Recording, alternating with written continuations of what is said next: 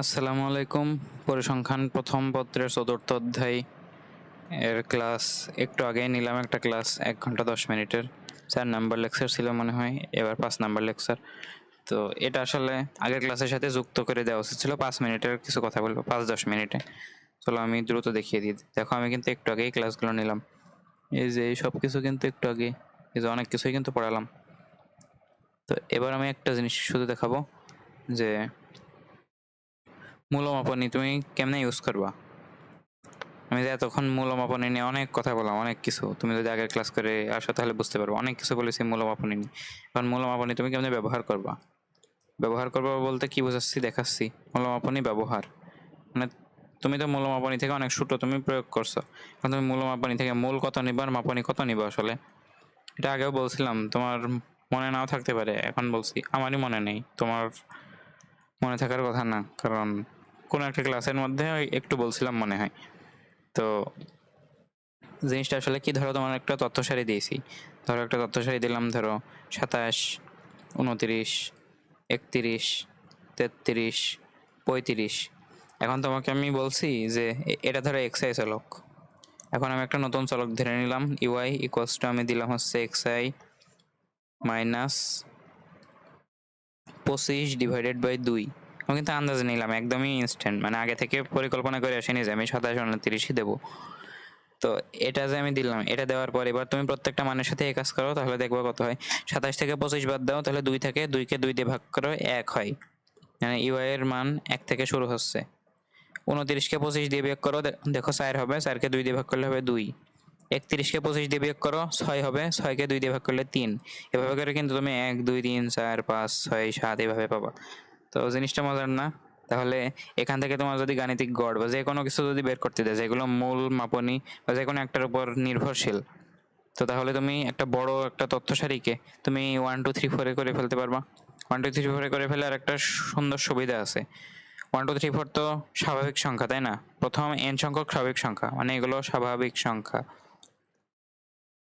স্বাভাবিক সংখ্যা। তো এইভাবে যদি তুমি কোনো তথ্য সারিকে নিয়ে আসতে পারো, তোমার দেখো পরিমিত ব্যবধানের যে সূত্র, সেখানে একটা সহজ সূত্র চলে আসেনি, n² - 1/12।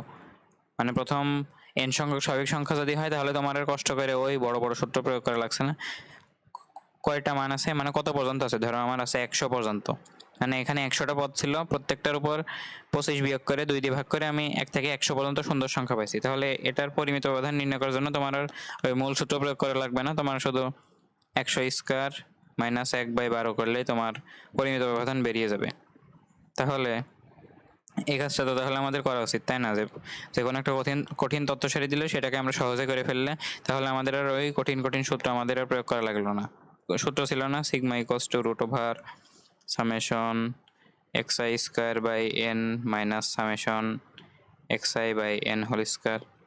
এখানে দেখো শুধুমাত্র n এর মান বসিয়ে তোমার কিন্তু কাজ হয়ে যাচ্ছে যদি তুমি স্বাভাবিক সংখ্যা সূত্র প্রয়োগ করো। আর যদি মূল সূত্র দিয়ে করতে চাও, যদি তুমি এখান থেকেই করতে চাইতে তাহলে কিন্তু তোমার মূল সূত্র দেওয়া লাগতো, তাহলে তোমার সামেশন xi এর মান বের করা লাগতো, সামেশন xi এর স্কয়ার বের করা লাগতো, অনেক বড় সংখ্যা হতে কিন্তু এখান থেকে। তারপর n এর মান তো তুমি জানো 100, তো সেগুলো করে অনেক কাজ মাস করে তারপরে বের করতে। কিন্তু তুমি যদি মূল মাপনী প্রয়োগ করে কোনোভাবে দেখো যে তুমি 1, 2, 3, 4 এরকম বানাতে পারছো, তাহলে কিন্তু খুবই ভালো হয়, তাই না? তো মূল মাপনী প্রয়োগ করার ক্ষেত্রে একটা জিনিস দেখবা, যে তোমার যদি সমান্তর ধারা হয় তাহলে তুমি এটা প্রয়োগ করতে পারবা। সমান্তর ধারা দিয়ে যদি থাকে তাহলে মূল মাপনী প্রয়োগ করে তুমি 1, 2, 3, 4 এভাবে বানাতে পারবা। সমান্তর ধারা কি মনে আছে? তো সমান্তর ধারা হচ্ছে, ধরো কোন একটা সংখ্যা হচ্ছে a1, a2, a3, a4, a5, a6 এভাবে করে যাবে। বা তুমি এটাকে লিখতে পারো a1, তার সাথে লিখতে পারো a1 প্লাস ডি। থাকো, ওইটা লাগবে না। তোমার সমান্তর ধারা কেমন ছিল? দ্বিতীয় পদ থেকে প্রথম পদ বাদ দিলে তোমার একটা ডিফারেন্স আসবে। সেই ডিফারেন্সটাই প্রত্যেকটার সাথে, মানে 3 নম্বর থেকে 2 নম্বর বাদ দিল সেটা, 4 নম্বর থেকে 3 নম্বর বাদ দিল সেটা। মানে একটা সাধারণ, কি বলে এটা, সাধারণ পার্থক্য নাকি সাধারণ অন্তর থাকবে। আচ্ছা মনে পড়েছে, সাধারণ অন্তর থাকবে, সাধারণ অন্তর। এগুলো মনে আছে তোমার আসলে? সাধারণ অন্তর বা সম অন্তর, সে কারণে সমান্তর ধারা বলা হয় এটাকে। তার অন্তর সমান, তার বলা হয় সমান্তর ধারা। এখন থেকে 29 থেকে 27 বাদ দাও 2, 31 থেকে 29 বাদ দাও 2, 33 থেকে 31 বাদ দাও 2, 35 থেকে 33 বাদ দাও 2, এভাবে করে যেতে থাকবে। তো এটা তাহলে একটা সমান্তর ধারা। যদি তুমি দেখতে পাও যে এটা সমান্তর ধারা, তাহলে তুমি কিছু বুদ্ধি খাটিয়ে তুমি এটাকে 1 2 3 4 আকারে নতুন চলক আকারে লিখতে পারবা। এখন দেখতে হবে তোমার সেইটার জন্য তুমি এই যে মূল আর এই যে মাপনী এটা তোমাকে কত নিতে হবে। এখন এটা তুমি সূত্র আকারে মনে রাখো, তোমার মূল সমান হবে এ বা মূল লিখে দিই এটা সূত্র আকারে, যেহেতু ছোট ভিডিওই হবে সমস্যা নেই। মূল এ ইকুয়াল টু হবে হচ্ছে আর মাপনী সি, এটা হবে সাধারণ অন্তর, মানে সাধারণ যে অন্তরটা সেটা হবে তোমার মাপনী সাধারণ অন্তর, বা তুমি এটাকে ডি লিখতে পারো, আমি আর লিখছি না, সাধারণ অন্তর এটাই লেখো সাধারণ অন্তর, ডি আর লেখা লাগবে না। আর মূল হিসেবে তুমি কি নিবা, তুমি নিবা প্রথম পদ মাইনাস সাধারণ অন্তর। এটা যদি তুমি নাও তাহলে তোমার কাজ শেষ। এটা হচ্ছে তোমার সূত্র, এটা সূত্র আকারে মনে রাখো। দেখো তাহলে জিনিসটা কি, সাধারণ অন্তরকে তুমি মাপন আকারে লিখবা, মানে মাপন হিসেবে ইউজ করবা, আর প্রথম পদ মাইনাস সাধারণ অন্তর এটাকে তুমি মূল হিসেবে ইউজ করবা। এখন দেখো আমি কত দিয়ে ভাগ করেছি, সেটাই আমার মাপনী হবে, নিশ্চয়ই বুঝতে পারছো। আমি কত দিয়ে ভাগ করেছি, 2 দিয়ে না। তাহলে দেখো সাধারণ অন্তর কিন্তু এখানে 2, এখানে 2, এখানে 2, তাহলে 2 হলো সাধারণ অন্তর। সে সাধারণ অন্তরকে আমি মাপন হিসেবে ইউজ করলাম। আর মূল হিসেবে কি ইউজ করবো আমি, দেখো তার একবার মূল হিসেবে ইউজ করবো প্রথম পদ মাইনাস সাধারণ অন্তর। তাহলে প্রথম যে পদ আছে 27, সেটা থেকে তুমি 2 বিয়োগ করো, 27 বিয়োগ 2 তাহলে 25 পাও, সেটাকে তুমি মাপন হিসেবে ইউজ করো। এটা ইউজ করে আমার ম্যাজিকের মতো এটা কিন্তু 1 2 3 4 এমন হয়ে গিয়েছে। চলো আমরা আরো কয়েকটা উদাহরণ দেখে ফেলি। ধরো তোমার একটা মান আছে, ধরো তোমার আছে হচ্ছে 48 50 52, আমি যদি 10 দিয়ে যোগ করি 48 58 68 78 88 98 এই মানগুলোই নিলাম, ধরো আরো চলতে আছে। এটা ধরো তোমার মূল চলক xi। এখান থেকে তুমি আগে দেখো এটা সমান্তর ধারা নাকি, দেখো 10 বাড়লো 10 বাড়লো 10 10 10 মানে 10 করে বাড়ছে। তাহলে তুমি নতুন চলকে এমন একটা মূলমাপনী নিতে পারবা যে মূলমাপনী নেওয়ার ফলে তোমার নতুন চলকে 1 2 3 4 এমন আসে। তো সেখানে তুমি কেমনে করবা, তুমি মূল কত নিবা আর মাপনী কত নিবা। মাপনী তুমি নিবা হলো সাধারণ অন্তরটা, তাহলে সাধারণ অন্তর কত 10, তাহলে এটা হবে তোমার মাপনী। আর মূল কত নিবা, প্রথম পদ থেকে এই যে প্রথম পদ 48, এখান থেকে এই যে এই মাপনী বা তোমার এই সাধারণ অন্তরটা বাদ দিলে যা হয় তাই, তাহলে এটা হবে 38।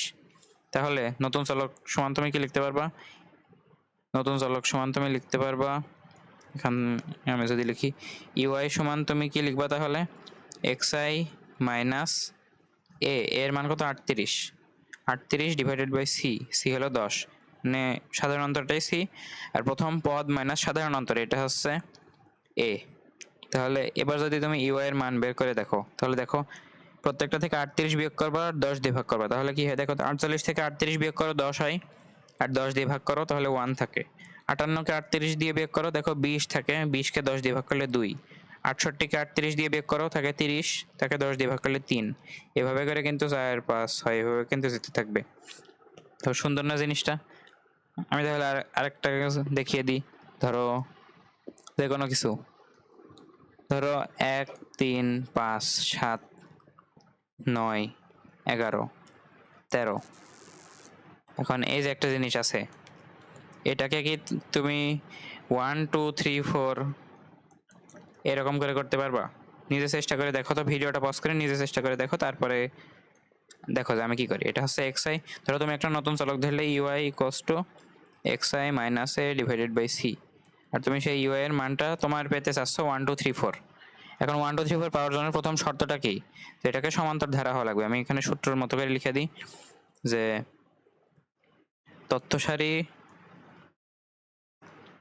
তথ্য সারির মানগুলো সমান্তর অনুক্রমে থাকতে হবে। এখন আমি এতক্ষণ ধারা বলছিলাম, ধারা হয়তো যদি মাঝখানে প্লাস আকারে থাকতো, যদি বিয়োগ বিয়োগ না যদি কমা আকারে থাকে তাহলে তো অনুক্রম হয়, মনে আছে তো। তো এটা তোমার আসলে মুখ্য বিষয় না, যে সমান্তর আকারে থাকলে হবে, মানে সমান্তর প্রগমনে থাকবে আর কি, সমান্তর অনুক্রমে থাকতে হবে। এটা হচ্ছে তোমার প্রথম চেকিং। যদি তুমি দেখো যে সমান্তর অনুক্রমে আছে, মানে সমান্তর ধারা বা অনুক্রম যাই বলো সমস্যা নেই, সমান্তর অনুক্রমে আছে, তখন তুমি এই মূল্যের মাপনের এই সূত্র ইউজ করতে পারবা। মানে তখনই শুধুমাত্র তুমি 1 2 3 4 এইভাবে তুমি নতুন চলক লিখতে পারবা। তাহলে দেখো তো 1 3 5 7 9 এগুলো কি সমান্তর প্রগমনে আছে, সমান্তর অনুক্রমে আছে? দেখো এখানে 2 বাড়লো, 2 2 2 2 2, তার মানে কিন্তু আছে, তাই না? তার মানে তুমি কিন্তু এখান থেকে 1 2 3 4 বানাতে পারবা। এখন এটা দেখে অনেকেরই মনে হতে পারে যে এখান থেকে 1 2 3 4 কেমনে বানাবো, আগেই তো 1 আছে, তারপর 3 চলে আসলো, তারপর 5। তো দেখো তুমি পারো নাকি, নিজে চেষ্টা করে দেখো। একদম সেম নিয়ম, এটা আসলে আহামরি কিছুই না, সেম নিয়ম। তুমি এ আর সির মান কত কত নিবা সেটা নির্ধারণ করলে হয়ে গেল। এখানে এর মান তুমি কত নিবা দেখো তো, এর মান কত নিবা আর সির মান কত নিবা। এখন সির মান কত নিবা বলো তো, এখানে সাধারণ অন্তর কত, সাধারণ অন্তর হলো 2, মানে কত করে পার্থক্য আছে 2। এখন এ কত নিবা, প্রথম পদ 1 মাইনাস সাধারণ অন্তর, সাধারণ অন্তর 2, তাহলে তুমি -1 নিবা। তার মানে তোমার এ এর মান কিন্তু আসলে এবার -1, আর সি এর মান কিন্তু তোমার 2। এখন এ এর মান -1 মানে কি, এই মাইনাস আর এই মাইনাসে প্লাস হয়ে যাবে। তাহলে তোমার নতুন চলকের সূত্র আসলে কি হলো বলো তো, নতুন চলকের সূত্র হলো xi + 1/2। এটা কি তুমি বুঝতে পারছো? এখানে মাইনাস আর এ এর মান এসেছে -1, মানে তুমি নতুন চলক ধরবে xi + 1/2। এটা যদি তুমি করো তাহলে তুমি এটা পেয়ে যাবে। দেখো তো, একের সাথে তুমি 1 যোগ করো 2 হয়, 2কে 2 দিয়ে ভাগ করলে কিন্তু দেখো 1 হয়। 3-এর সাথে 1 যোগ করো তোমার 4 হয়, 4কে যদি তুমি 2 দিয়ে ভাগ করো তাহলে দেখো 2 হয়। 5-এর সাথে যদি 1 যোগ করো তাহলে 6 হয়, 6কে 2 দিয়ে ভাগ করলে 3 হয়। তো এভাবে কিন্তু তোমার কাজগুলো হয়ে যাচ্ছে। আশা করি বুঝতে পারছো। এখন ধরো যে কোনো একটা এই তথ্য সারির যে কোনো একটা মান বললাম, ধরো ধরো যে কোনো একটা মান 37 বললাম, এই মানটার উপরও তুমি এখন বললাম যে ধরো এক্স কিছু একটা, ধরো এটা কততম পদ বলো তো, 37 কততম পদ হয়? এটা খুব সম্ভবত 19তম পদ। এটা ধরো 37। এখন তোমাকে যদি বলে u19, এটা বের করো, u19টা বের করো, তাহলে তুমি কেমনে করবা? এই যে মূল চলকের সাথে তুমি যা করতে তাই তার সাথে 1 যোগ করো, তাহলে হয়ে যায় 38, আর 2 দিয়ে ভাগ করো, তাহলে দেখো 19 পাও। মানে u19 কি কারণে পেলে, মানে u19 এর মান কি কারণে 19 পেলে? দেখো u1 এর মান হলো 1, u2 এর মান হলো 2, u3 এর মান হলো 3, u4 এর মান হলো 4। আচ্ছা এখানে একটা 5 বাদ গিয়েছে তাই না? u5 এর মান 5, u6, মানে যততম পদ সেই মানটা ততই, কারণ তুমি 1 2 3 4 আকারে বের করে ফেলেছো। তাহলে তুমি একটা সুন্দর ম্যাজিক শিখে গেলে, যে কোনো একটা সমান্তর প্রগমনে থাকা তথ্য সারি যদি তোমাকে দিয়ে দিই, তুমি সেখান থেকে মূল ও মাপনী ব্যবহার করে তুমি সেটাকে 1 2 3 4 5 6 আকারে লিখে ফেলতে পারবা। সেখান থেকে তোমার কিন্তু কাজ করার অনেক সহজ হবে, কারণ প্রথমে n সংখ্যক স্বাভাবিক সংখ্যার যোগফলের সূত্র জানো তুমি, n × n + 1/2। সেটার গড়ও বের করতে পারবা। এটাকে যদি তুমি n দিয়ে ভাগ করে দাও তাহলে তো গড় চলে আসবে, মানে n + 1/2 গড় চলে আসলো। মানে পুরো যোগফলকে তুমি যদি n দিয়ে ভাগ করো, n দিয়ে ভাগ করা মানে এখানে n যায়, সে n কেটে যায়। দেখো 1 2, মানে প্রথম n সংখ্যক স্বাভাবিক সংখ্যার গড়ও তুমি পেয়ে যাচ্ছ, তুমি মোট যোগফলও পেয়ে যাবো। পরিমিত ব্যবধানের সূত্র আছে n² - 1/12। মানে তুমি যদি 1 2 3 4 আকারে তুমি যদি নতুন চলক নিয়ে যেতে পারো তাহলে কিন্তু খুবই সুন্দর কাজ হয়। এখন এটা তো নতুন চলকের, তাই না? নতুন চলক থেকে পুরাতন চলকে কেমনে যাবা, মানে সিগমা এক্স এ কেমনে যাবা? এটাকে তুমি যদি মাপনীটা দিয়ে গুণ করে দাও তাহলে তোমার কাজ হয়ে যাবে। যদি তুমি এটা রুট আকারে আছে,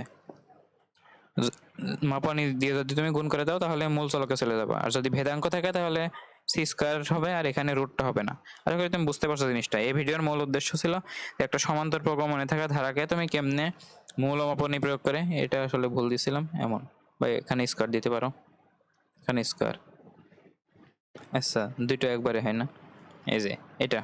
আর সিগমা² সমান হচ্ছে, আচ্ছা একটু ওয়েট, সিগমা² সমান হচ্ছে n² - 1/12, মানে ভেদাঙ্কর সূত্র এটা আর পরিমিত ব্যবধান এটা। তো এই ভিডিওর মূল উদ্দেশ্য ছিল যে কোনো একটা তথ্য সারি যদি দেখো যে সমান্তর প্রগমনে আছে, সেটাকে তুমি মূল ও মাপনী প্রয়োগের মাধ্যমে 1 2 3 4 আকারে, মানে প্রথমে n সংখ্যক স্বাভাবিক সংখ্যা আকারে লিখতে পারবা। আর সেখান থেকে n সংখ্যক স্বাভাবিক সংখ্যার ক্ষেত্রে যে যে সুন্দর সুন্দর সূত্র আছে সহজ সহজ, সেগুলো যাতে প্রয়োগ করতে পারো। তো আশা করি ভিডিওটা কাজে লেগেছে। তো বেশিক্ষণ লাগলো না, কয় মিনিট লাগলো, 14 মিনিট। তো এই ভিডিওটা এখানে শেষ করছি। আল্লাহ হাফেজ।